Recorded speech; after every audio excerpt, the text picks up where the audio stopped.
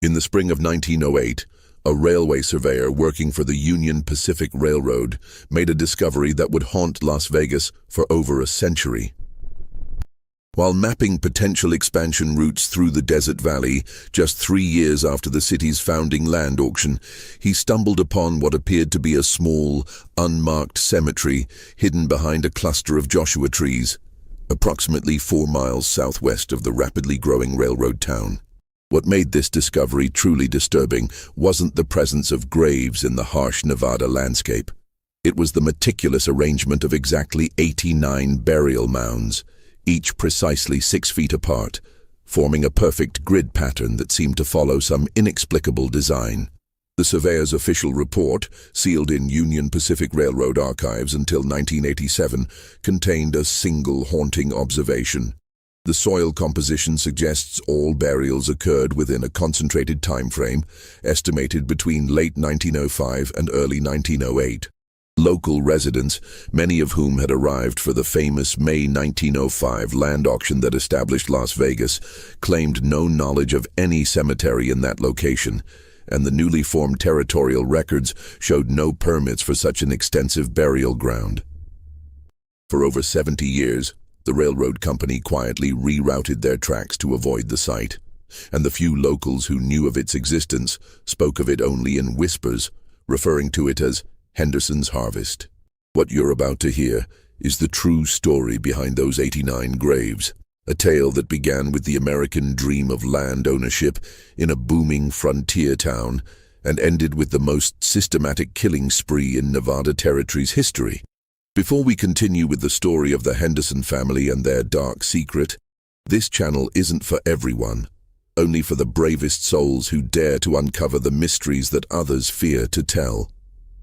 If you're one of those rare individuals who seeks the truth behind America's darkest secrets, hit that subscribe button and let me know in the comments what state or city you're listening from.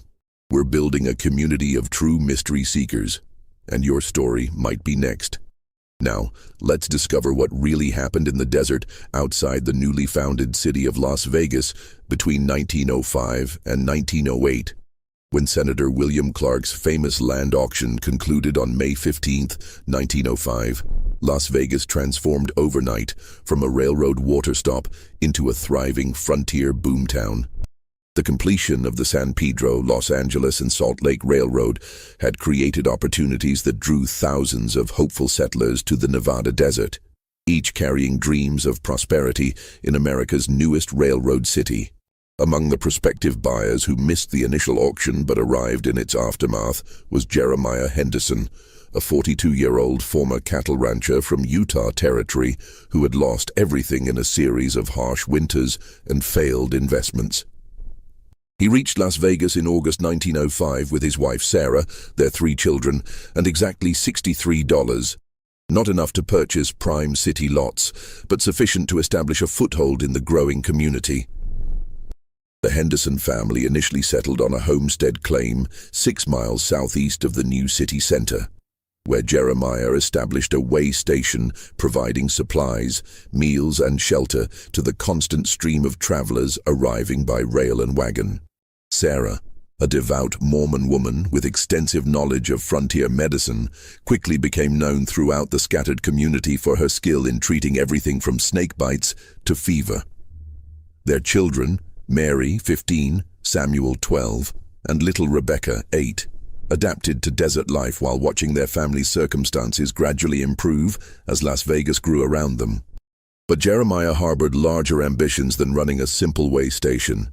He had his eye on several choice lots near the railroad depot, properties that had sold for premium prices during the May auction and were now worth even more as the city expanded.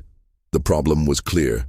Established businessmen from Los Angeles and Salt Lake City controlled the most valuable real estate, and a struggling homesteader had little chance of competing with their resources.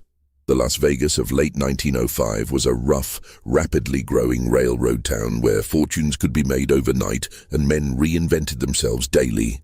The population swelled from the original auction buyers to include railroad workers, merchants, prospectors heading to the nearby mining districts, and the inevitable collection of gamblers, confidence men, and others seeking opportunities in a place where few questions were asked about a man's past. This influx of transient population created both opportunities and challenges for families like the Hendersons. The constant stream of travelers provided customers for their way station, but it also brought dangerous men carrying significant amounts of money through a region where law enforcement was sparse and territorial authority remained largely theoretical. Jeremiah understood that success in this environment required more than hard work and honest dealing. It required the kind of bold opportunism that had built many frontier fortunes, and he was prepared to embrace methods that might have seemed unthinkable in the settled communities he had left behind.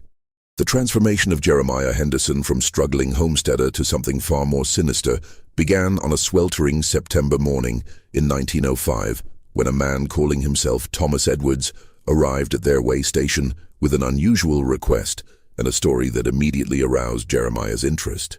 Edwards claimed to be a former railroad supervisor fleeing embezzlement charges in California. He carried a substantial roll of bills, quality gear, and the nervous demeanor of a man who understood that his freedom depended on his ability to disappear completely. More importantly, he had heard rumors that certain isolated homesteads in Nevada Territory provided services beyond simple food and shelter for travelers with particular needs. The conversation between Edwards and Jeremiah took place in the small cabin that served as their family's parlor, while Sarah prepared the evening meal and the children completed their daily chores. Edwards was direct about his situation. He needed to vanish entirely, with no possibility that his previous identity could ever be traced or discovered. He was willing to pay handsomely for such a service. "I've heard," Edwards said, his voice barely above a whisper, "that a man with money and the right connections can simply disappear out here, become someone else entirely. I'm prepared to pay $500 for that kind of assistance." $500 represented more money than the Henderson family had seen in the previous 2 years combined. For Jeremiah, who had been calculating daily how long their meager savings would last and whether they could survive another harsh desert winter, Edwards' offer presented both an opportunity and a test of his willingness to abandon conventional morality in pursuit of financial security. The solution that Jeremiah devised was both simple and monstrous. That night, while Edwards slept in the traveler's cabin, Jeremiah entered quietly and suffocated him with a pillow. The murder was carried out with methodical precision, ensuring that there were no signs of struggle and no evidence that would attract unwanted attention from any law enforcement officials who might eventually inquire about missing travelers. The disposal of Edwards' body established a pattern that would be repeated dozens of times over the following 3 years. Jeremiah buried the corpse in a carefully measured grave in the desert behind their homestead, marking the location with a small stone bearing only the number 1. Edwards' money, horses, and equipment were either used by the family or sold discreetly in Las Vegas, with Jeremiah claiming that his client had decided to continue his journey to California during the early morning hours. But the most significant aspect of Edwards' murder was not the crime itself, but Jeremiah's psychological response to it. Rather than experiencing guilt or revulsion, he found himself analyzing the operation for potential improvements in efficiency and security. He had discovered that he possessed both the emotional detachment and the practical skills necessary to solve his family's financial problems through systematic murder. The success of the Edwards operation convinced Jeremiah that he had found his calling. Within 2 weeks, he had begun quietly spreading word through Las Vegas's saloons and boarding houses that his homestead could provide special assistance to travelers who needed to start fresh in life. He was careful to target only men who were already fugitives from the law, reasoning that their disappearances would be less likely to attract investigation. Samuel Henderson, who had always been an observant child, began to notice changes in his father's behavior and their family's circumstances that he couldn't fully understand, but found deeply troubling. The boy had seen Edwards arrive at their homestead, had shared meals with him, and had even helped him care for his horses. When his father explained that Edwards had departed before dawn, Samuel's questions about the man's abandoned possessions were dismissed with harsh warnings about the importance of minding his own business. As autumn arrived in the Nevada desert in 1905, the Henderson family's circumstances began to change in ways that reflected both the growth of Las Vegas as a boomtown and Jeremiah's increasing sophistication as a predator. The completion of the railroad connection had brought unprecedented prosperity to the region, and the Henderson way station benefited from the constant stream of travelers, railroad workers, and entrepreneurs passing through the area. But beneath the surface of this apparent legitimate success, Jeremiah had begun to systematically develop what he privately called his disappearing service. The murder of Thomas Edwards had been followed by 3 more carefully planned killings before the end of 1905, each targeting men who had approached him seeking assistance in escaping their criminal pasts.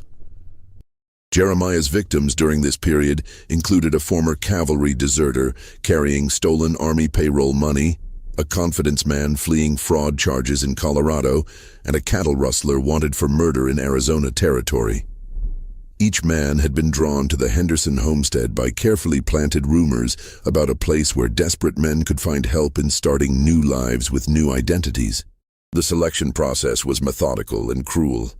Jeremiah would engage potential clients in detailed conversations about their circumstances, evaluating both their financial resources and the likelihood that their disappearances would attract law enforcement attention. Men with substantial money but few personal connections were ideal targets, while those with family members or business partners who might investigate their disappearances were politely turned away. Sarah Henderson's role in these crimes was complex and tragic. While she was not initially aware of her husband's activities, she had begun to notice inconsistencies in his explanations for their improved financial circumstances and the regular appearance and disappearance of travelers at their homestead. Her suspicions were aroused further by changes in Jeremiah's personality and behavior that seemed to reflect a growing callousness toward human life. The breaking point came in December 1905.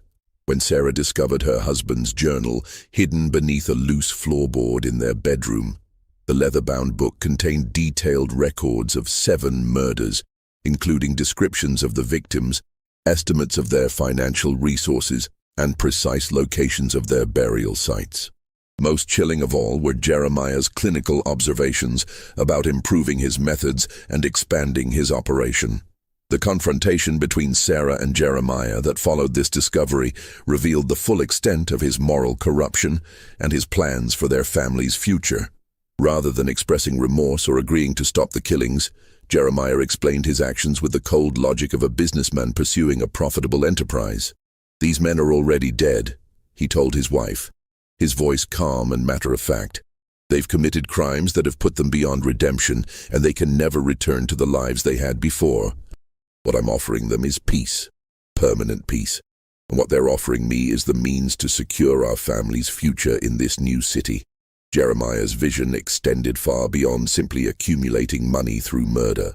He had been studying Las Vegas's rapid growth and had identified specific properties near the railroad depot that he believed would make his family wealthy as the city continued to expand. His calculations indicated that he would need to complete approximately 89 successful operations to generate sufficient funds to purchase these properties and establish himself as a legitimate businessman. Sarah's response to these revelations was shaped by both horror at her husband's crimes and terror for her family's safety. She understood that Jeremiah had become something monstrous, but she also understood that any attempt to expose him would likely result in her own death and the destruction of her children. The knowledge that she was married to a serial killer was almost unbearable, but the knowledge that she was now complicit in his crimes was even worse. The psychological pressure on the Henderson family intensified dramatically as Jeremiah's operation expanded throughout 1906. Samuel had begun keeping his own careful count of the men who visited their homestead and never departed, while Sarah struggled with the moral implications of preparing meals and providing comfort to men she knew were going to be murdered. Young Mary and Rebecca remained largely unaware of the true nature of their family's circumstances, but they had begun to notice the tension between their parents and Samuel's increasingly withdrawn behavior.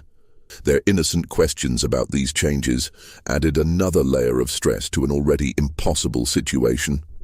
As 1906 progressed, Jeremiah's victims came to include an increasingly diverse range of criminals and fugitives drawn by his growing reputation throughout the Southwest. Railroad workers spread word of the Henderson homestead through their networks, and wanted men began arriving from as far away as Texas and California, seeking the special services that Jeremiah provided. Each successful operation made Jeremiah more confident and more ambitious. He began charging higher fees, targeting wealthier victims, and planning for the eventual expansion of his enterprise beyond Nevada territory. Most significantly, he began to view his family members not as loved ones to be protected, but as potential liabilities to be managed in service of his larger goals. By the beginning of 1907, Las Vegas had evolved from a tent city into an established railroad town with over 1,500 permanent residents, legitimate businesses, and the first elements of formal law enforcement. This growth brought new opportunities for legitimate entrepreneurs, but it also created new challenges for men like Jeremiah Henderson, who depended on the lawless atmosphere of a frontier community for their criminal enterprises. The establishment of a town marshal's office in early 1907 represented the first serious threat to Jeremiah's operation since he had begun killing travelers 18 months earlier. Marshal William "Bill" Thompson was a former railroad detective who had been hired specifically to address the growing problems of crime and violence that accompanied Las Vegas's rapid expansion. Thompson's arrival coincided with an increase in inquiries about missing persons that had begun to concern territorial authorities in Carson City. Representatives from railroad companies, mining operations, and law enforcement agencies in other territories had begun asking questions about men who had disappeared while traveling through the Las Vegas area. While none of these inquiries had yet focused specifically on the Henderson homestead, Jeremiah understood that his activities were beginning to attract the kind of attention that could prove fatal to his operation. The solution that Jeremiah devised was both audacious and terrifying in its implications. Rather than reducing his activities or exercising greater caution, he decided to accelerate his timeline and complete his planned 89 murders before law enforcement agencies could coordinate their investigations effectively. This decision required him to abandon his previous careful selection process and begin actively hunting for victims rather than waiting for them to seek his services. The winter and spring of 1907 marked the deadliest period of the Henderson killing spree. Working with two associates he had recruited from Las Vegas's criminal underworld, Marcus Webb, a former Confederate soldier with experience in systematic violence, and James Pike, an Army deserter with skills in tracking and disposal of evidence, Jeremiah began targeting solitary travelers on the roads leading to and from Las Vegas. This expansion of operations required new methods and greater risks. Rather than simply waiting for fugitive criminals to seek assistance, the Henderson gang began robbing and murdering prospectors, traveling salesmen, and anyone else who appeared to be carrying substantial amounts of money or valuables. The careful screening process that had previously protected them from unwanted attention was abandoned in favor of rapid accumulation of the funds needed to complete Jeremiah's land acquisition plan. The psychological impact of this escalation on the Henderson family was devastating. Sarah had been documenting her husband's crimes in her own secret journal, partly as evidence for potential future use and partly as a way of maintaining some sense of control over the nightmare her life had become. By the summer of 1907, her records indicated that Jeremiah had murdered over 60 men, and she understood that his accelerating timeline meant that many more would die before he completed his plan. Samuel Henderson, now 13 years old, had begun experiencing severe psychological distress as a result of his knowledge of his father's activities. The boy had located the burial ground behind their homestead and had seen enough to understand the full scope of Jeremiah's crimes. The weight of this knowledge was crushing for a child who loved his father, but could no longer deny that the man had become a monster. The situation became even more complex when Samuel realized that his father was planning to murder him and his mother once the operation was complete. Jeremiah had become increasingly paranoid about potential witnesses, and he had begun making comments that suggested he viewed his own family members as liabilities that would need to be eliminated to ensure his safety.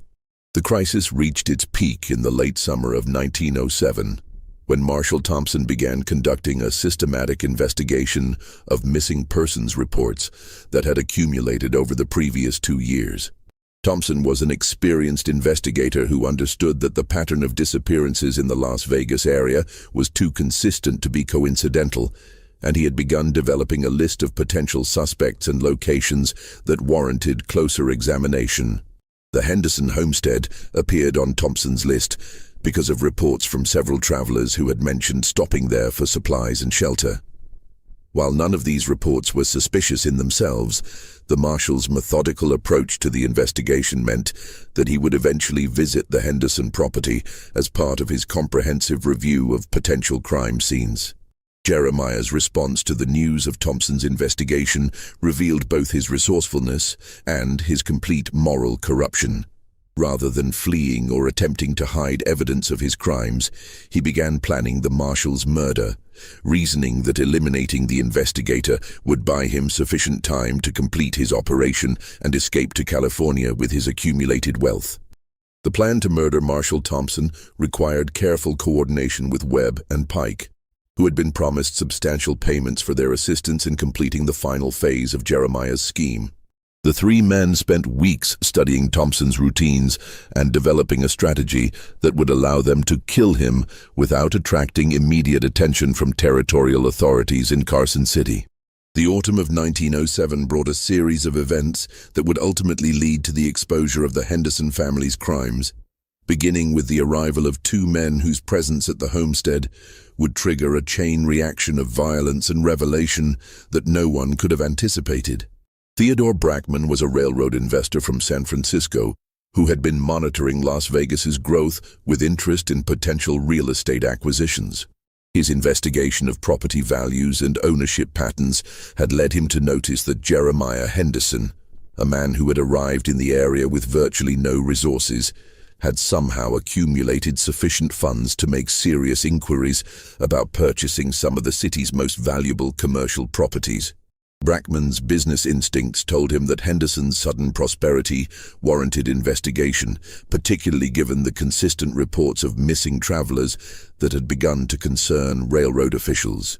As a major investor in the San Pedro, Los Angeles, and Salt Lake Railroad, Brackman had access to both official reports and informal networks of information that allowed him to piece together a disturbing pattern of disappearances that seemed to center on the Henderson homestead. The second significant arrival was Deputy Territorial Marshal James Collins, who had been assigned to assist Marshal Thompson in his investigation of missing persons in the Las Vegas area. Collins was a methodical lawman with extensive experience in similar cases throughout the Western Territories, and he brought both expertise and resources that posed a serious threat to Jeremiah's operation. Collins' arrival in Las Vegas coincided with the disappearance of a wealthy cattle buyer named Robert Sterling, whose family had retained a private detective agency to investigate his failure to return from a business trip to Nevada Territory. Sterling had last been seen leaving Las Vegas with supplies purchased at a local merchant store, heading in the direction of several ranches that included the Henderson homestead. The investigation of Sterling's disappearance was complicated by the fact that he had been carrying over $3,000 in cash intended for cattle purchases, making him an attractive target for robbery. However, Collins' experience with similar cases led him to suspect that Sterling's disappearance might be connected to the broader pattern of missing persons that had brought him to Las Vegas. Jeremiah's response to these developments revealed both his desperation and his willingness to escalate his criminal activities to protect his operation. Working with Webb and Pike, he began planning a series of murders that would eliminate both the immediate threats to his safety and several additional victims whose deaths would provide the final funds needed to complete his land acquisition plan.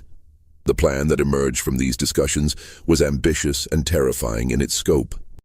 Jeremiah proposed to murder Collins, Brackman, Marshall Thompson, and several other potential witnesses in a coordinated series of killings that would be disguised as random acts of frontier violence. The murders would be timed to coincide with his acquisition of the targeted properties, after which he would flee to California with Sarah and the children, leaving Webb and Pike to face any subsequent investigation. Sarah Henderson's discovery of this plan marked the final breaking point in her psychological ability to remain silent about her husband's crimes. The prospect of witnessing the murder of law enforcement officers and innocent businessmen was more than she could bear, particularly when she understood that Jeremiah's ultimate plan involved killing her and Samuel to eliminate potential witnesses. The confrontation between Sarah and Jeremiah that followed her discovery of his latest plans was violent and revealing. For the first time in their marriage, Sarah directly challenged her husband's authority and threatened to expose his crimes if he proceeded with his planned murders.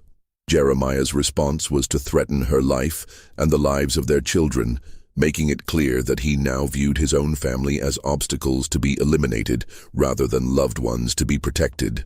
Samuel Henderson's decision to take action was motivated not by abstract moral principles, but by the immediate understanding that his father was planning to murder him, his mother, and his sisters. The boy had been considering various options for exposing Jeremiah's crimes for months, but the knowledge that his family faced imminent death forced him to act despite the personal consequences. The plan that Samuel developed was both simple and dangerous. He would wait for an opportunity when Jeremiah, Webb, and Pike were away from the homestead, then ride to Las Vegas and report everything to Marshall Thompson and Deputy Collins. He would provide the location of the burial ground, copies of the journals kept by both his father and mother, and detailed testimony about the murders he had witnessed. The night that Samuel chose for his mission was the same night that Jeremiah planned to begin his final series of murders. The boy watched from his bedroom window as his father and his associates prepared to leave the homestead, carrying weapons and equipment that made their violent intentions clear. Samuel waited until the three men had been gone for 2 hours before making his move. He saddled his horse in darkness and began the dangerous night ride to Las Vegas, carrying with him evidence that would expose one of the most systematic killing sprees in American frontier history. The ride to town took 4 hours through difficult desert terrain, and Samuel spent that time rehearsing the words that would destroy his family and save countless future victims. He understood that his testimony would result in his father's execution, but he also understood that silence would result in the deaths of many more innocent people, including his own mother and sisters. Just when we thought we'd seen it all, the horror in the Henderson family's story intensifies. If this tale is giving you chills, share this video with a friend who loves dark mysteries, hit that like button to support our content, and don't forget to subscribe to never miss stories like this. The truth behind those 89 graves is more disturbing than anyone could have imagined. Let's discover together what happens when a 13-year-old boy makes the most difficult decision of his life to stop his father's reign of terror. Marshall Thompson and Deputy Collins received Samuel Henderson's report in the early morning hours of October 15, 1907, in the Marshal's office on Fremont Street. The boy's story was so horrific that both lawmen initially struggled to believe it. But the evidence he provided, including detailed journals documenting over 70 murders, was compelling and specific enough to demand immediate action. Samuel's testimony included precise directions to the burial ground, descriptions of his father's methods, and most importantly, information about Jeremiah's immediate plans to murder law enforcement officers and other potential witnesses. The urgency of this intelligence meant that Thompson and Collins had to act quickly before Jeremiah could complete his planned killings and escape to California.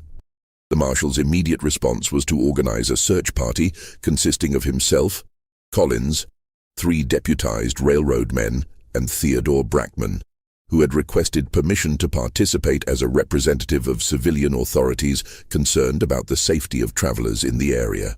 The party was armed and prepared for violent resistance, as Samuel had warned them that his father and his associates would fight rather than surrender.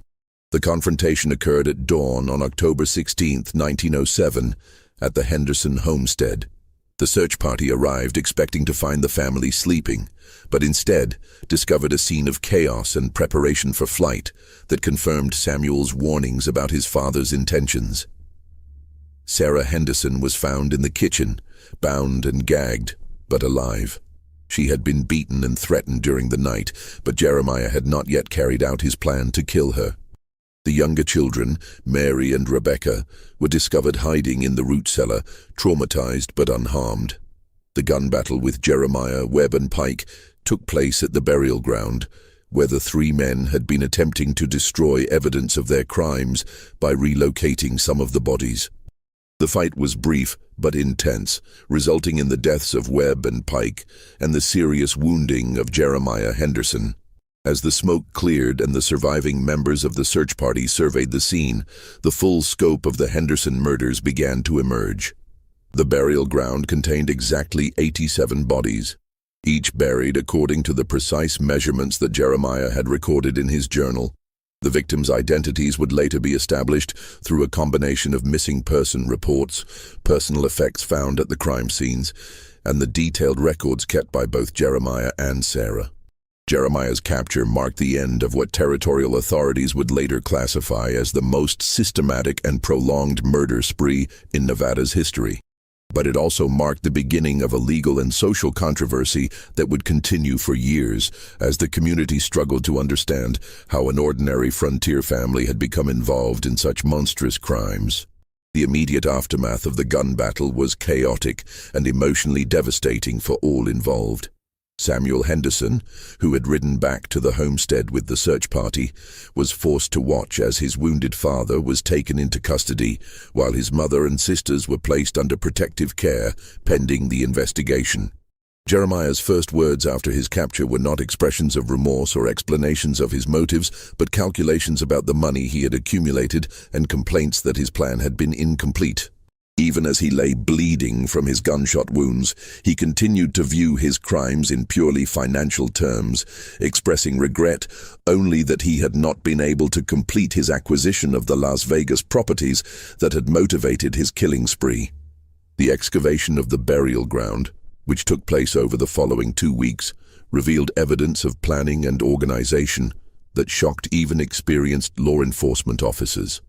Each grave had been precisely measured and marked, and the bodies had been buried with methodical care that suggested Jeremiah had viewed his murders not as crimes of passion or desperation, but as routine business operations. The discovery of personal effects, money and jewelry buried with the victims, provided crucial evidence for the prosecution case that would follow. More importantly, it allowed territorial authorities to begin the process of identifying the dead and notifying their families, bringing closure to dozens of missing person cases that had remained unsolved for years. The trial of Jeremiah Henderson, which took place in Carson City during the spring of 1908, became one of the most closely watched legal proceedings in Nevada Territory's history. Newspaper reporters from across the western United States traveled to cover the case, and the courtroom was packed daily with spectators eager to hear details of what the press had dubbed the Henderson Horror. The prosecution's case was built primarily on the testimony of Samuel Henderson, the evidence contained in the journals kept by both Jeremiah and Sarah, and the physical evidence recovered from the burial ground. The systematic nature of the crimes, combined with the detailed documentation of the murders, made conviction virtually certain despite the efforts of Jeremiah's court-appointed defense attorney. Jeremiah's behavior during the trial revealed the complete absence of remorse or human feeling that had characterized his crimes. He showed no emotion when confronted with evidence of his murders, no sympathy for the families of his victims, and no recognition that his actions had been morally wrong. When given the opportunity to address the court before sentencing, he used the time to complain about the interruption of his business plans rather than to express any regret for the lives he had taken. The most dramatic moment of the trial came when Samuel Henderson testified about his father's crimes and his own decision to expose them. The boy's testimony was detailed and devastating, but it was also clearly painful for him to provide.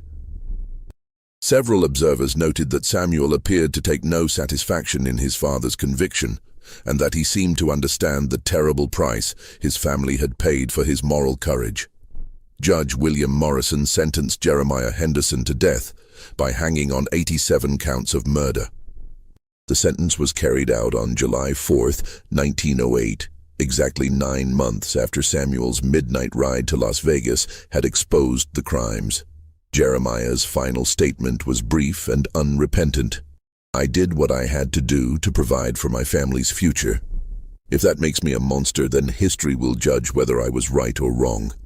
Sarah Henderson's legal situation was resolved through a controversial decision by the Territorial Attorney General to grant her immunity from prosecution in exchange for her cooperation with the investigation and her testimony at trial. While some critics argued that anyone who had knowingly participated in the murders should face justice, the judge ultimately supported this decision, noting that Sarah's information had been crucial in establishing the full scope of the crimes and that she had clearly been more victim than accomplice. The aftermath of the Henderson case had far-reaching consequences for Las Vegas and the broader Nevada territory. The publicity surrounding the murders had damaged the region's reputation as a safe destination for travelers and investors, and local business leaders were deeply concerned about the long-term economic impact of the negative attention. Theodore Brackman, who had played a crucial role in exposing the crimes, eventually did purchase some of the land that had been the object of Jeremiah's obsession. However, he chose not to develop it immediately, instead allowing several years to pass before establishing the trading post and warehouse facilities that he had originally planned.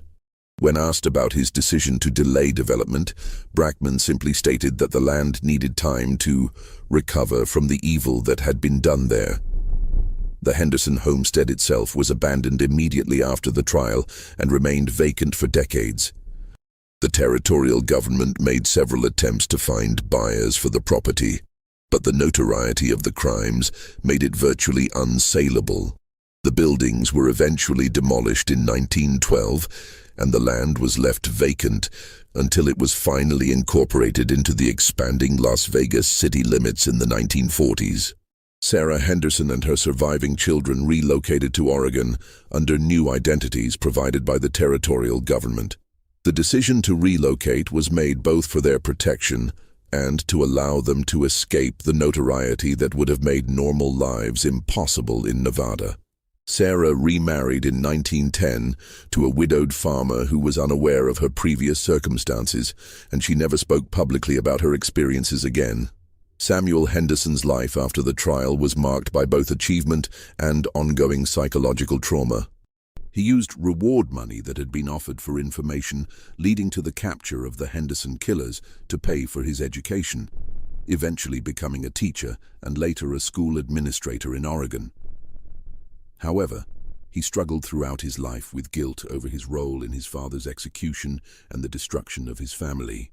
In 1925, Samuel wrote a detailed memoir of his experiences, providing additional insight into the psychological impact of living with such terrible knowledge and the moral courage required to expose his father's crimes. The manuscript was not published during his lifetime, as Samuel remained concerned about protecting his sister's privacy and avoiding renewed public attention to their family's tragic history. Mary and Rebecca Henderson adapted more successfully to their new lives in Oregon. Both married and raised families, and neither spoke publicly about their childhood experiences. Mary became a nurse, perhaps influenced by memories of her mother's healing work, while Rebecca became a teacher like her brother Samuel. Both women maintained contact with Samuel throughout their lives, but they rarely discussed their shared past. The investigation of the Henderson murders led to significant changes in law enforcement procedures throughout Nevada Territory and the broader western region. The case demonstrated the need for better coordination between local and territorial authorities in investigating missing person cases, and it led to the establishment of new protocols for tracking individuals who disappeared while traveling through sparsely populated areas. Marshal Thompson, who had conducted the initial investigation and had been instrumental in bringing the case to trial, was promoted to territorial marshal, partly in recognition of his work on the Henderson case.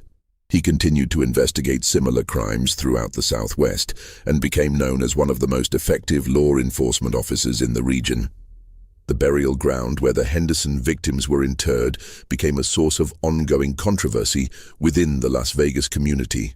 Some residents believed that the bodies should be relocated to a proper cemetery, while others argued that the site should be left undisturbed as a memorial to the victims. The territorial government ultimately decided to leave the graves in place, marking the site with a simple stone monument that identified it as a memorial to victims of crime. The long-term impact of the Henderson murders on Las Vegas was significant, but gradually diminished as the city continued to grow rapidly. The completion of additional railroad connections and the discovery of mineral resources in nearby areas eventually brought new settlers and economic opportunities that overshadowed the notoriety of the crimes. When Nevada banned gambling in 1909, just 1 year after Jeremiah's execution, Las Vegas experienced a temporary economic downturn that some residents attributed to the lingering effects of the Henderson scandal. However, the city's incorporation in 1911 and its designation as the seat of the newly created Clark County marked the beginning of a new era of growth and respectability that gradually allowed the community to move beyond its dark past. The case files from the Henderson investigation were sealed by order of the Territorial Court in 1912. Primarily to protect the privacy of the surviving family members who had been granted new identities. The files remained classified for over 60 years, contributing to the gradual transformation of the case from documented history to local folklore. By 1920, when Las Vegas had grown to over 2,300 residents, the Henderson murders had become part of local oral tradition rather than recent memory. Old-timers would occasionally tell stories about the desert killer who had terrorized travelers in the early days, but these accounts were generally dismissed by newcomers as exaggerated frontier legends.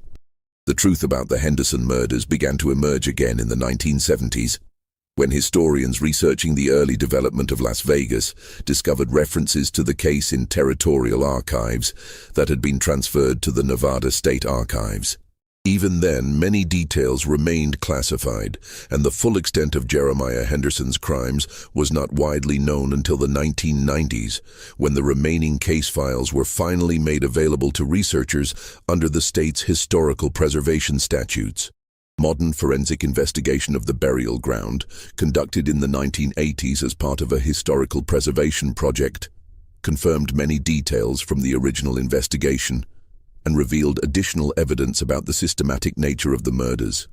The forensic evidence supported the conclusion that the killings had been planned and executed with the methodical precision of a business operation, consistent with the picture of Jeremiah Henderson that had emerged during his trial. The psychological profiles developed by modern criminologists who have studied the case provide insight into how an apparently normal frontier family could become involved in such systematic violence. Jeremiah has been classified as an organized serial killer who was motivated primarily by financial gain rather than psychological compulsion, making his case unusual in the annals of American criminal history. The Henderson case has been studied extensively by historians and criminologists as an example of how the social and economic pressures of frontier life could drive ordinary people to extraordinary acts of violence. The systematic nature of the crimes, the involvement of multiple family members, and the financial motivation for the murders make it unique among documented cases of serial killing in the American West. The case also serves as a reminder of the moral courage that individuals can display even in the most impossible circumstances. Samuel Henderson's decision to expose his father's crimes, despite the personal cost to himself and his family, has been cited by ethicists and historians as an example of how young people can sometimes demonstrate greater moral clarity than the adults around them. The impact on the surviving family members has been the subject of academic study, particularly the long-term psychological effects on children who witness systematic violence within their own families. The adaptation of Mary and Rebecca Henderson to normal lives after their traumatic childhood experiences has provided insights into the resilience of human beings in recovering from severe trauma.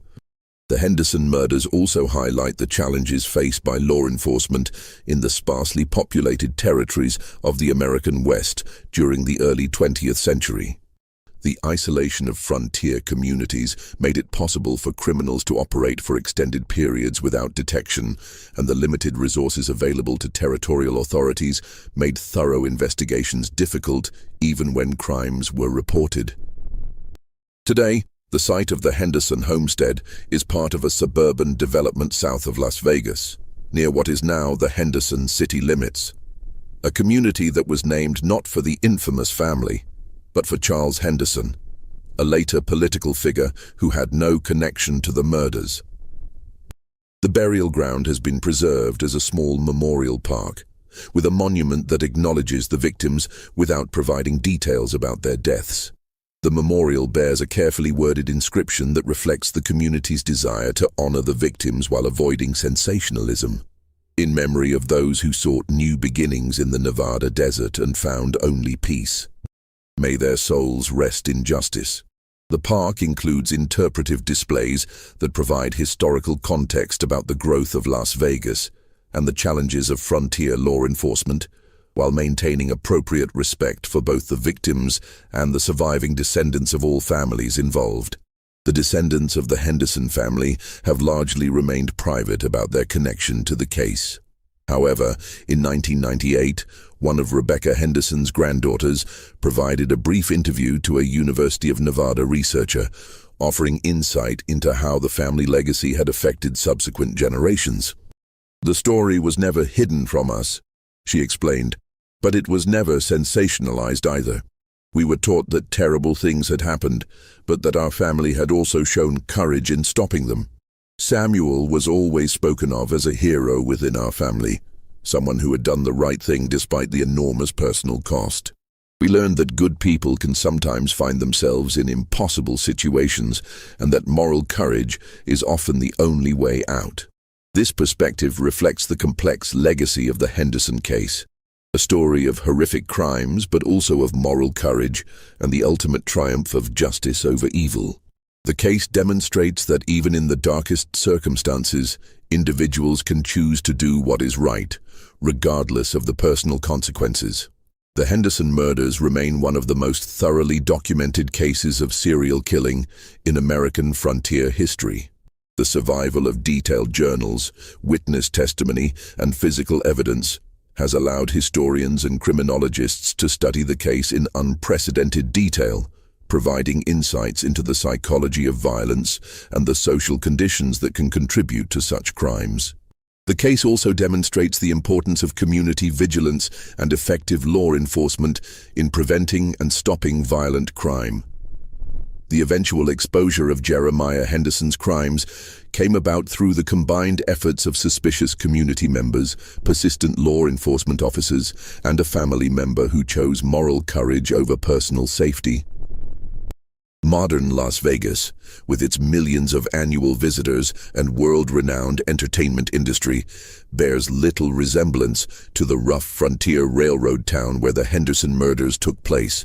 However, the case remains relevant to contemporary discussions about family violence, moral responsibility, and the factors that can lead ordinary people to commit extraordinary crimes.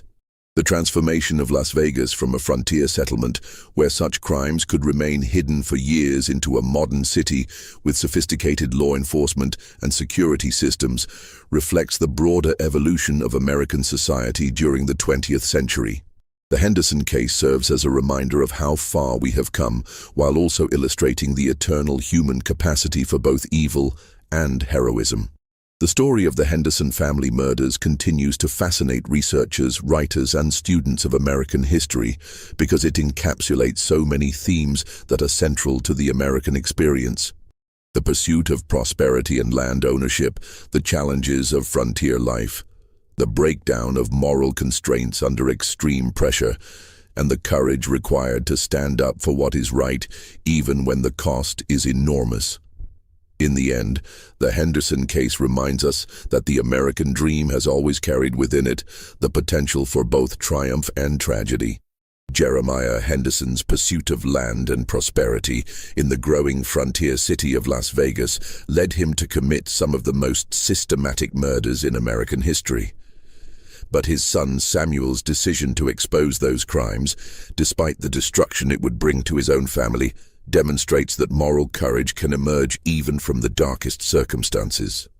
This mystery shows us how the promise of opportunity in America's frontier communities could corrupt even ordinary families when desperation meets the absence of moral constraints.